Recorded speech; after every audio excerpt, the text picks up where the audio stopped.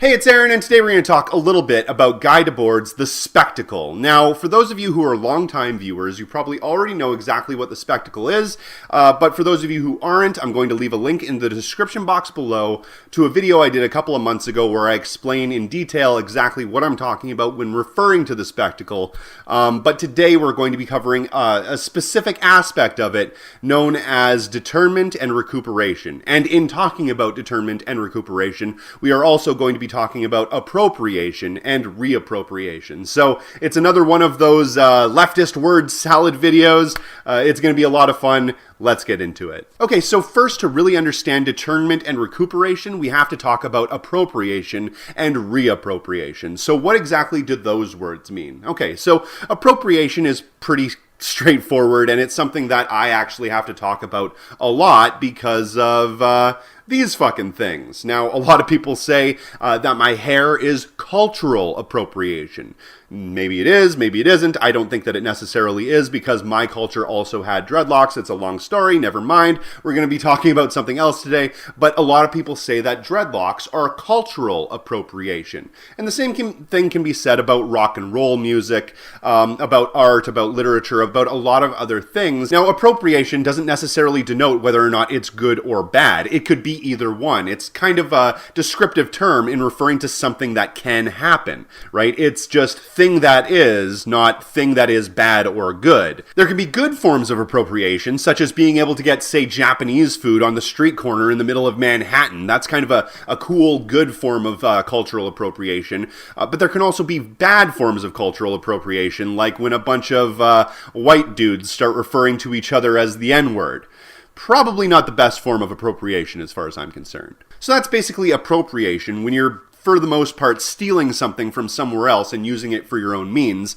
What exactly then is reappropriation? Well, reappropriation is basically when somebody is able to take something that was used against them and take it back. Now, in referring to the thing that I was talking about just a moment ago, when a white person goes around using the N-word in referring to their buddies, that's appropriation. But when a black person uses that word to refer to their buddies, that's reappropriation. You see, because originally that word, the N-word, was used as a derogatory slang term in referring to anybody with a darker color skin complexion. And eventually, black people took that word and reappropriated it to mean something completely different, to mean something more or less empowering. A brotherly aspect was given to it, and all of a sudden they were able to take an incredibly offensive, evil word and make it something that was more or less empowering to them, more or less useful in some way to their struggle. A lot of people didn't agree with that, obviously. There are a lot of people out there that protested every moment when black people were using the N-word in rap music and so forth.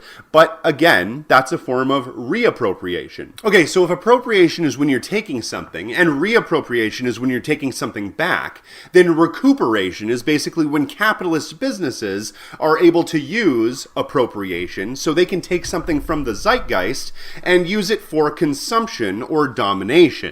Recuperation is a very specific capitalist method of appropriating something, like I said, from the zeitgeist to specifically sell you things. Now, like I've said in the past, it doesn't necessarily have to sell you a specific tangible item or good or service. It can sell you an ideology or a belief structure as well. But that all has to do with the way that the capitalist industry decides to recuperate that specific thing. Now, I'm going to give you a perfect example of this.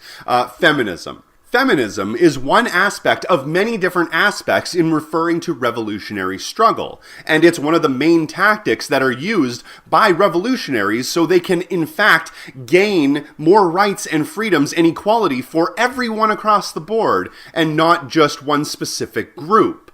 But if capitalist businesses and the state and the powers that be are able to co-opt feminism and use it for their own gains, then that would make a lot of money. But not only that, it also neuters that form of revolutionary struggle and leaves it toothless. It takes all of the ideas of feminism that are rooted in revolutionary struggle and completely removes it from all of those aspects. It just shakes off any idea of equality or freedom or justice, the inequity of the gender binary, the oppressive nature of the patriarchal hierarchy that is in and of itself completely unjustified. It takes all of those things and just shakes them off, and what's left is this empty shell of what feminism used to be, and it just plops that right directly into capitalism, and it's able to use that as a way to market things to you. All of a sudden, it doesn't need to have all of the baggage of revolutionary struggle, when all it really needs is to say, more female drone pilots. Yes, queen, slay, girl boss, girl power, stronger together, I'm with her, Pokemon go to the polls. Literally none of it is actually real. None of it has to do with any real struggle or any real fight for equality. It all has to be boiled down into this empty shell known as wokeism. Woke feminism is nothing more than a marketing strategy to sell you bubblegum that happens to have rainbow-colored packaging. Recuperation is when Chase fucking Bank has a pride parade float. That's recuperation. It takes something that was once rooted in revolutionary struggle, removes it completely from its context, and makes it into something that can sell you Dove fucking soap.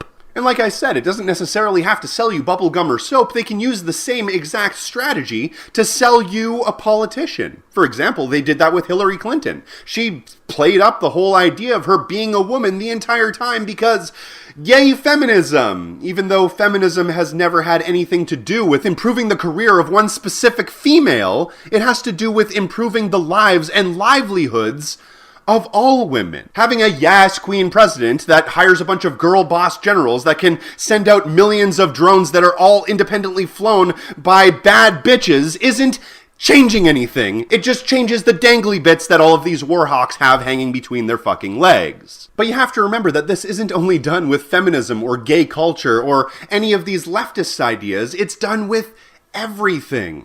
Conservatism in and of itself is something that was recuperated by capitalism to basically make you feel like you're still a conservative while you're actually just a fucking liberal. Now, see, originally, conservatism had a lot more to do with basically praising the monarchy than it had anything to do with a liberal democracy.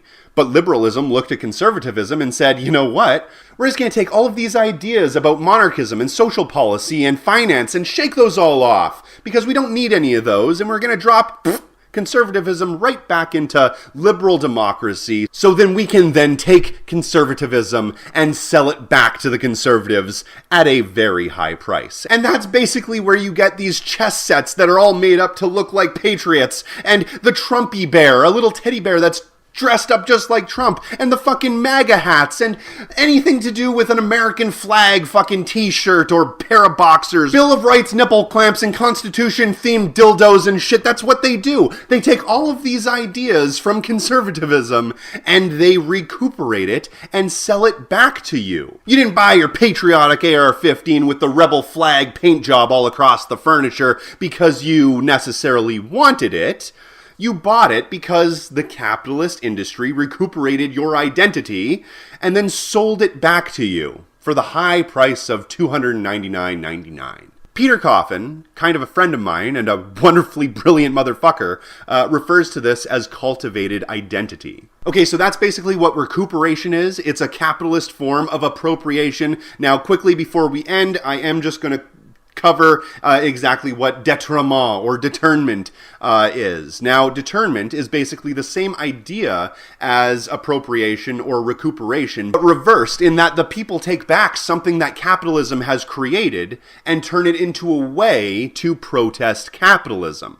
For example, if you see something that maybe has the McDonald's arches, where underneath it says McMurderer, or the Coca-Cola sign, but instead of it saying Coca-Cola, it says capitalism. Those sorts of things are perfect examples of detournement, determinment. And determinment can take many different forms. In fact, a lot of people would say that what I'm doing right now is a form of determinment, in that I'm taking my platform, this YouTube channel that's hosted and owned specifically by Google, one of the largest corporations and monopolies on the face of the fucking earth, and I'm using it as determined so I can actually fight against the capitalist system, using the master's tools to destroy the master's house, to use an old-timey term. So that's basically what appropriation, reappropriation, recuperation, and determinment is. So thank you very much for watching. If you do get a chance, check out all the links in the description box below, and hit that little bell button to notify you whenever I put out a video, because they ain't going to tell you when I put out a new video, and they're unsubscribing people every day, so make sure that you're still subscribed.